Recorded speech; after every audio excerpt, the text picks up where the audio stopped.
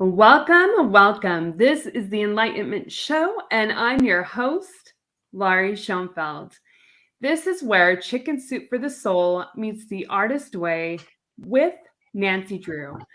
Our guest today is Jessica Payne, author of The Lucky One. We're going to be chatting with her today all about her new release and something she's promised herself. Welcome, Jessica. So glad to have you here today. Hi, Lauri. Thank you for having me. Absolutely. I loved your book, so I'm really excited to dive in and talk about it. Oh, But awesome. Thank you. first, though, we're going to jump into what is something that you are grateful for at this time in your life? I'm very grateful for my daughter. I have a 4-year-old, and she is, especially at that age, they have like a special magic around them, and they make life a lot more fun. So I'm very grateful for her, and that I get to spend so much time with her. Mm-hmm. Is she preschool age then at 4? Yeah, she's in preschool and she loves it. We have her at a great little place right now, and it's like every day she learns something new. It's really fun to watch and be a part of. I love that stage because they're always open to asking like all the questions, and the curiosity and wonder is so big. I know to know how everything works and why people do the things they do, and people call them little like scientists or explorers, and it's so true because they just want to understand everything. And I think Mhm. in the world we sometimes forget to be that curious about the world around us. So it's really nice to see that and be reminded of that. Yes. Can you share with our listeners and viewers what the Lucky One is all about? Oh yeah, I'd love to. So the lucky one, which I have a copy of right here, is okay. So it was originally very loosely inspired by a real true crime story I heard. I heard this story several years ago, and the basic idea is that a woman was taken by a serial killer, and he had every intention of killing her. And she used her wits and intelligence to trick him into letting her go.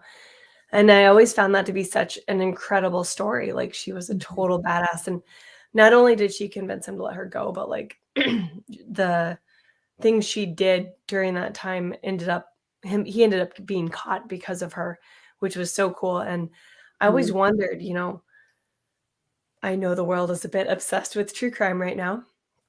And I want to write a book that focused on who does that person become next, because you don't go through something like that and stay the same person. Mhm. And I wanted to both explore that, but also look at kind of how society treats true crime, like entertainment.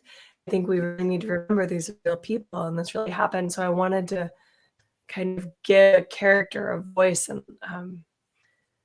let let readers get insight into what it might be like to be that person. So the lucky one is about a woman named Nora Silverton. She survived a serial killer when she was 18 by tricking him into letting her go. And now when the book starts, it's a decade later. And she left home after that happened. She couldn't stay in her hometown, and her father, who she is estranged from, passes away. So she's going home for the first time in a decade.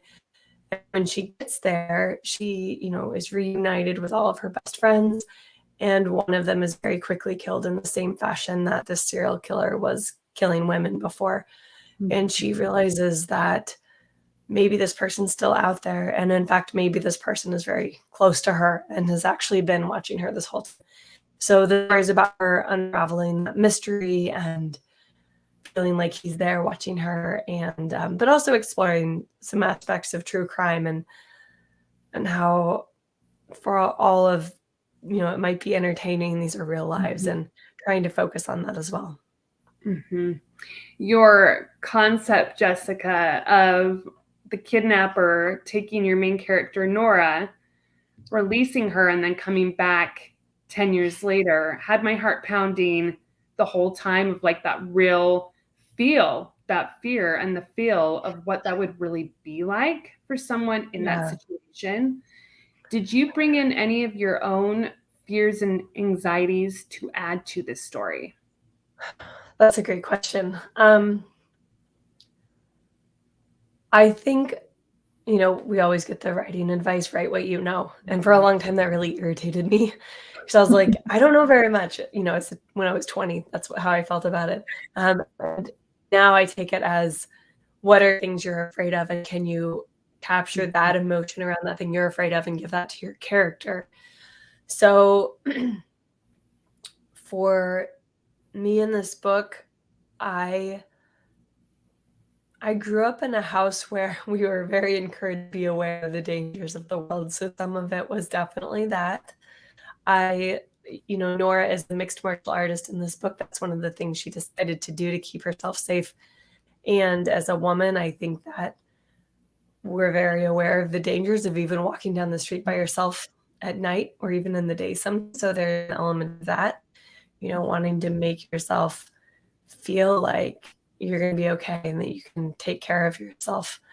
And then I definitely think there's an aspect of, I left home pretty early and was out on my own. And there's an element of that I put in there, trying to be able to take care of yourself and feel like you can be okay without anyone else helping you. So I guess yes. Mm-hmm. The ending, did you know early on how it was going to all turn out, or did you do some discovery writing on your novel to figure out where it would go? Yeah. I did not know when I started it who the person was going to be, but by about 20% in, there's actually a scene in particular where I had that moment of realization. I was like, oh, I know who it has to be. Dang it. Yeah, but I just figured that person would have a lot of impact. Mm-hmm. Yeah. What did you learn from Nora as you were writing The Lucky One? What did I learn from Nora? Could you repeat that, please? Yeah, of course. What did you learn from Nora as you were writing The Lucky One? Oh, that's a great question. I learned that even though sometimes you feel like you have to present this kind of strong front of the world, that you really need those people close to you to get through things. Mm-hmm. She had to, even though she's been so strong and independent, she had to, remember and realize how to lean on her friends for help in a situation she would have really rather not. Yes. Yep. There were multiple lines that you have within this book that were so powerful for me, but one resonated with me the very most. And it was, I will never be anyone's victim ever again. Like that, I read that about 4 times. It was like kind of a mantra as I was reading it, as I feel like that really can connect to all of us in a different way with where we are. Yeah, absolutely. You can take it very literally, as in she escaped a serial killer and never wanted to be a serial killer's victim again. But I think we've all been made to feel very vulnerable in our lives at different times.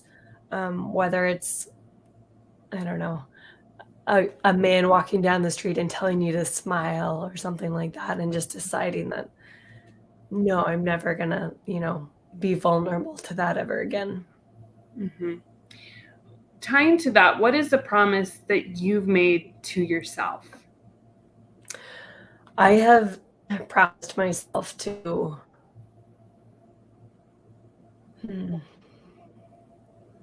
I'm trying to think of like the right way to say this because it sounds so generic the way I originally thought of it. So my original thought was always be true to myself, but I feel like that's very broad. I made a decision when I was about 17 that when I left home that I would always do what I needed to do for myself because I felt like I couldn't as a teenager. And I feel like I've stayed true to that. I decided that I would not let a particular person in my life control me anymore. I decided that I would do what made me happy. And writing's been a big part of that. I worked as a nurse for a decade and I loved a lot of things about that. But when I had the opportunity to start really focusing on writing, it was like, isn't life, I mean, yes, you need to be able to pay your bills and like eat and put a roof over your head, but isn't life about living the life that we want to live and doing the things that make us happy? And that doesn't mean every moment is perfect by any means. But for me, writing is what I always wanted to do. And I didn't even totally realize that at times, but it's what I've always kind of come back to. So staying true to myself in that, living the life I want to lead and not the life I should lead, or, necessarily doing what's expected from others. I love, love, love that. We have a comment coming in for you. Hi, Christian. Thank you so much for being here. Christian Teak says, that is such a powerful quote. Thank you. Thank you, Christian. Mm-hmm. And you had it, I loved it, Jessica, because you had it at like the very end of the chapter. So it was something that I felt like where I still wanted to dive into the next chapter, and I was really excited to see what was happening. It was like a pause that I could pause for a little bit and just kind of let that simmer in the way that it was like what I was feeling in that moment. So that was beautiful. Yeah, that's fantastic. That's good to hear. I really struggled with that first part of the book on like how to make it the most effective and give enough to the reader to get them to turn the page, but also not too much. And that's kind of what it came down. She came down to like it is so much of how she moved forward in her life is that she was not going to be anyone's victim ever again. Mm-hmm. How did you change from writing the beginning of The Lucky One to the ending as you were also diving into this real true crime story, getting a feel of it, but also trying to understand that world as well? How had you changed? How did I change as a writer, as a person? What do you mean? I'm sorry. No, you're totally fine. How did you, when you began The Lucky One, as just the concept of where you wanted to start to having the finished product, what had you kind of changed within your own perspective during that time? That's a great question. And a lot changed because I had no idea what I was doing with this book when I started. I'm very much a pantser, so I, figure things out as I go.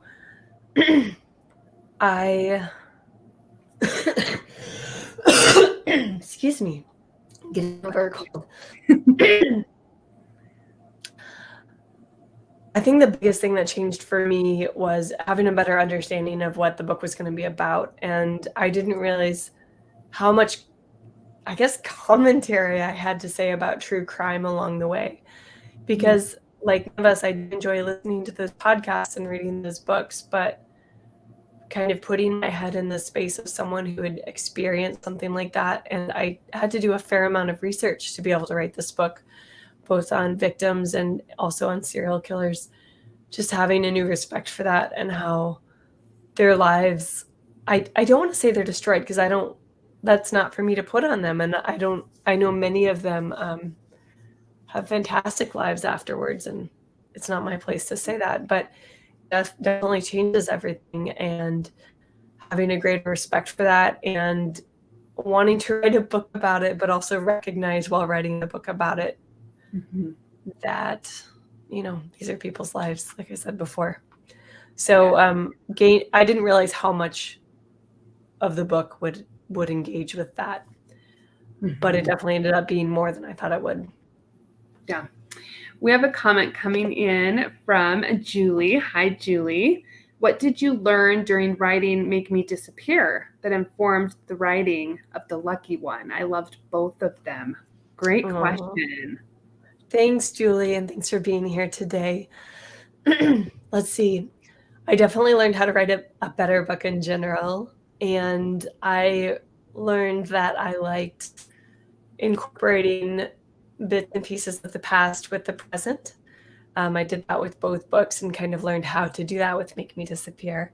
So that was really cool, and how, having a point of view in the past can really strengthen the reader's involvement in what's happening in the present, and, in that fuller picture. In some ways, they were very different books. They felt very different to write. Make Me Disappear was such a book from like my heart and soul and processing things I had been through.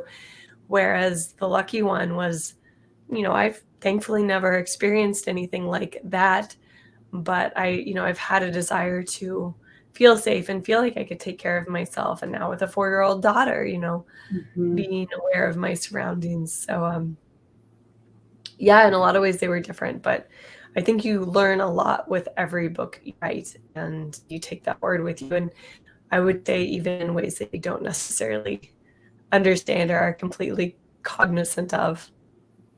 Yeah. I don't know about you, Jessica, but being a mom, definitely it's interesting because it empowers you to do a lot of things that you never thought you'd think about until you're a mom. Oh, absolutely. It's so true. When I became a nurse, I had a conversation with a friend after we'd been nurses for a while. And I remember, and this was before I was a mom, saying, like, being a nurse, I just don't care. I will speak my mind. And I thought that was true. And then I became a mom and I was like, no, now I will speak my mind. And, I've always been pretty,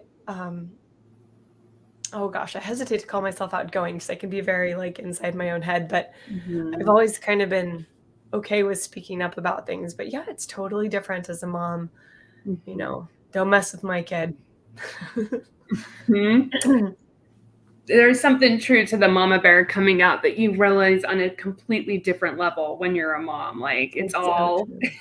It's so true. You will put yourself out there in ways for your child that you never have before. And in a way that's really awesome. And in a way, I'm like, but shouldn't we do that for ourselves too?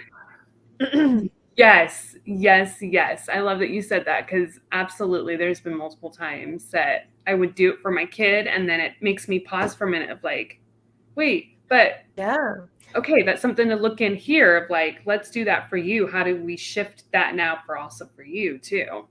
it's true. I run a group called Moms Writers Club, and we talk a lot about finding that balance between work, but also, taking care of your family and basically coming to the conclusion that it's a good thing for your children to see you work and to let your daughters know it's okay to have something you're passionate about. But along with that, for speaking up for yourself, it's important for your daughters and sons too to see that you will do that for yourself so that when they get older, they will do that for themselves as well. Yes, I love that. And that's exactly what we were going to tie into of the Moms Writers Club Oh, is yeah. on Twitter and YouTube. You're the host of that. How Yes. did that begin? I would love to hear about Oh, yeah. I'd love to talk about it. It was really random. It was an accident. it.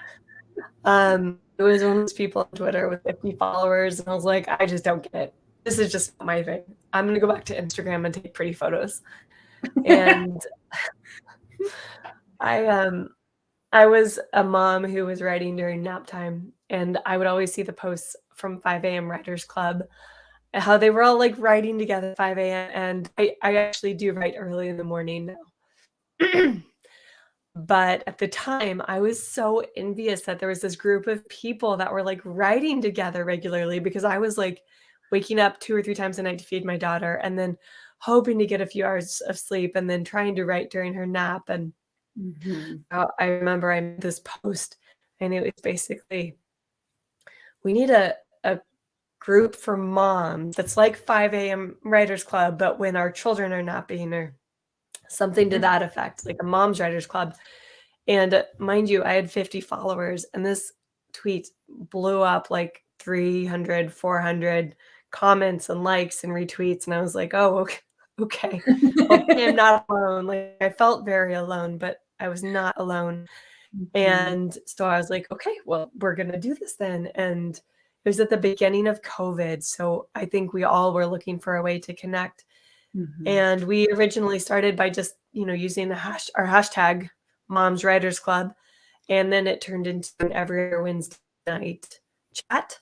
And Mhm. then my friend Sarah Reed and I both signed with our agents around the same time. And we realized that we had like gained all this knowledge going, writing our books and then querying. And we were like, we want a better way to like give back to the writing community because we both had people who helped us along the way. And we felt like the most effective way we could do that was with a YouTube channel. So we started a YouTube channel to go along with it, and we have it's very chill. We have like rant episodes where we're just mad about something and we talk about it. But we also have like long talks on like how to write a query letter and how to find agents to query and our advice on revising and all kinds of stuff on the writing and book front. The next one up we're going to be recording is our like gift guide for 2022 for the holidays, just basically all the writing related stuff that we love. But it's really fun. It's a great group, and we've met great friends and moms, and everyone's welcome. We have dog moms on there too. You know, we're not exclusive to human moms. We even have an uncle and a brother who join us occasionally. So it's a great group. Mm-hmm. I'm going to put that in our links because you said so many beautiful things that got me excited. I was also a nap time writer when my kids were younger. They're in high school and middle school now. Oh, yeah. But still, I'm like, I'm not a 5 a.m. writer. Even if I try, it's not happening. Yeah, I hear you. It's getting harder and harder for me to be up early doing it. My daughter may be in full-time school next year, and I'm like, on one hand, I treasure the extra time we have together now, but I'm like, oh, I could stop waking up at 4:30 in the morning to write, and that would be amazing. Mm-hmm. That's going to be a whole new stage of life for you, Jessica. I know. I'm trying not to be too excited about it because, but it'll be good. Yeah. We're going to turn it to the inner child question segment. Are you ready? Oh, yeah. I'm ready. Let's do it. Okay. First question. What is your favorite Girl Scout cookie? Okay. and I'm going to probably, okay. So I've found that they're called two different names depending on where in the country you are. Where I'm from, Kansas City, they're called Caramel Delights. Mm-hmm.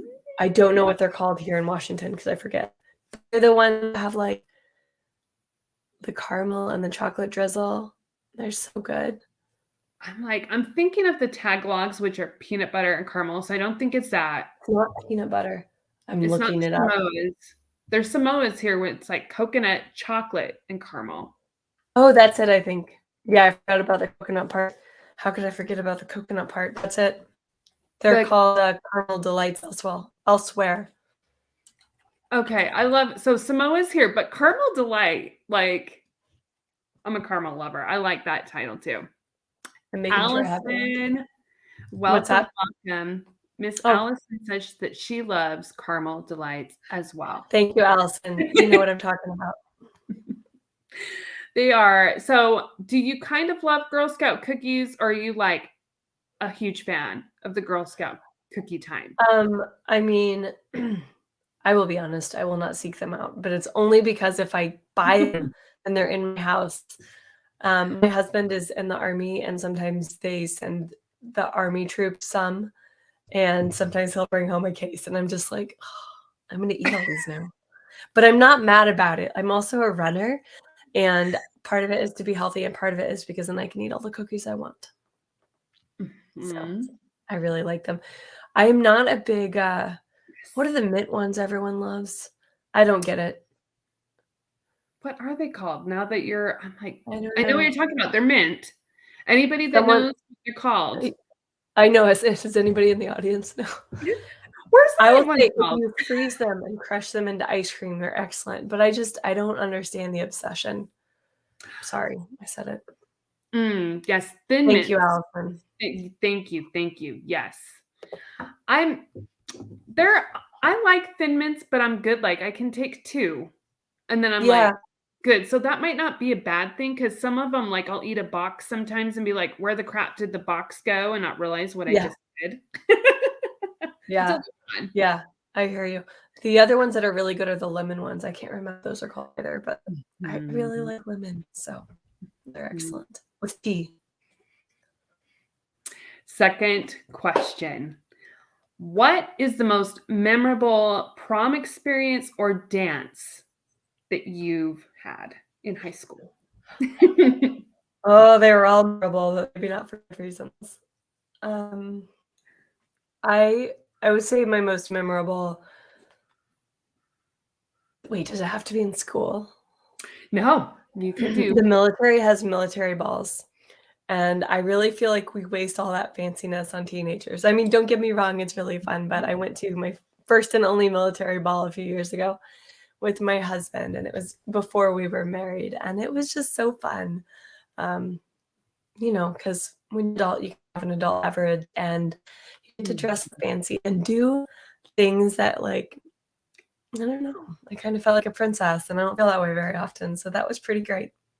Mm-hmm. And there was no creepiness afterwards, like in the books, so that was good. It was fun and games. That's it. Like no extras. Yes, it was exactly what I expected it to be. Mm-hmm. I agree. There's something about adult balls, like masquerade balls. If I can find one of Yes. these every now and then, I'm like, that sounds so damn fun.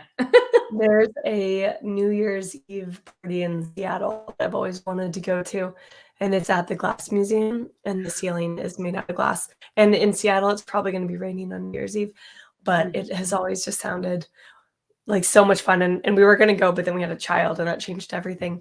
But the other great thing you can do, and they sell kits for this, you can host a murder mystery dinner at your house, and everybody's supposed to come in costume.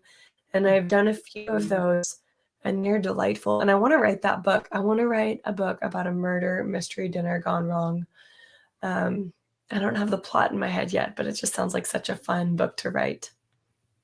You said my favorite things. I love murder mysteries. So now, Jessica, I'm going to come to you and just be like, okay, are you close yet to writing that book? Because I'll be. Go right ahead. Mm-hmm. Yeah. They're fun. They're a lot of fun. And they really are. Mm-hmm. What is creepy is maybe creepy is not the right word. Last one I went to, there was a lawyer there who works in criminal law, and it was incredible the way his mind worked, and he figured it out. He was the only person who figured out who the killer was, but it was really cool. And now I wonder, now that I write thrillers, if I would be able to figure it out as well. Mm-hmm. Like the intricate mind, like the psychology of like, okay, what are you thinking to get to this that no one else can see? Well, yeah, absolutely. The other really fun part about it is seeing people dress up in costume and see their personalities change with that costume on. It's very, very cool, a little creepy. It's good. Third question. What is the oddest food combo that you've liked and tried, or you've just tried? Oh my gosh, I don't know. Oh. Well, my daughter tries to feed me all kinds of weird food combinations. And I'm just like, no, my darling, no. When I was a kid, I would put ketchup on salad. I would not do that now, but for some reason I thought it was really good as a child. So, like, that was your dressing on the salad? I mean, I had a lot of fat and like ranch dressing, but looking back, I should have gone with the ranch dressing. I would today. I've never had that combination before. I wouldn't recommend it. Years later, I was like, what was I thinking? And so I tried it to see, like, is this actually any? No, it was awful. It was really awful. When did you make this dish, Jessica? Like age range? Like 10, 12, 13. I think I had a sweet tooth, and I think the ketchup was sweet. I think that's what it was. Mm-hmm. I was oddly thinking of hot dogs in the salad, which sounds like intriguing but oddly disturbing, like lettuce with hot dogs and ketchup. It does sound kind of disturbing. It kind of does. Yeah.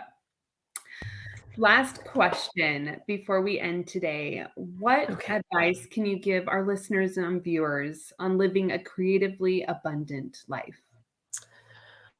I would say to not feel guilty about wanting to be creative. I think so often we think to ourselves, oh, I should be doing the laundry, or oh, I've got that stuff at work I need to catch up on. You need to prioritize your creative life as much as you do any other part of your life. It is just as, if not more, important. And if you need to, that might mean adding it to your calendar. Like for me, before I, had an agent or an author, even then my writing time was like 5 to 7 a.m. and, 1 to 3 p.m. And that during those hours, my only thing I was supposed to be doing was writing, and creating that space for my writing was amazing and wonderful and changed my life. I wouldn't be where I am now had I not done that. So if you need to schedule it, if that's what you're supposed to be doing during those hours, that might take some of the guilt away. And then along with that, this is really a lot for the moms out there. Give yourself permission and understand that if your child sees you doing a thing you love, that is you giving them permission to grow up pursuing something they love as well. That the whole advice is so powerful. I love you mentioning, because we forget this often, that they're watching. Our kids are always watching, and what we show them is what they take as their own identity and what's acceptable and what they have permission to be able to do. Absolutely. It's true. Mm-hmm. Yes. Thank you so much for being here with us today, Jessica. Thank you for having me. Lots of love with your cold, and that you get feeling better shortly. Appreciate it. Where can our listeners and viewers find you if they have any questions after the show or to find the lucky one? Yeah.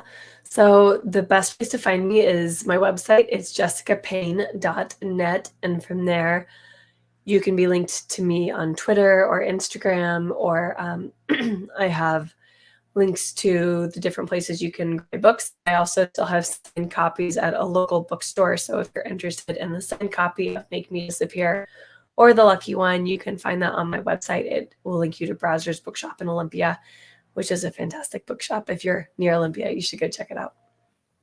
Thank you. Thank you. Sending you much love. Thank you. It was great being with you today. You too, my friend. And for those who are watching as well and will watch on the replay, remember as you go about the rest of your week to find the things that are working within your life. You are the creator of your own story. What steps are you going to take next? Have a beautiful day, and we will see you right here at 10 o'clock p.m. a.m., 10 a.m. Mountain Standard Time next Wednesday. Thank you, everyone.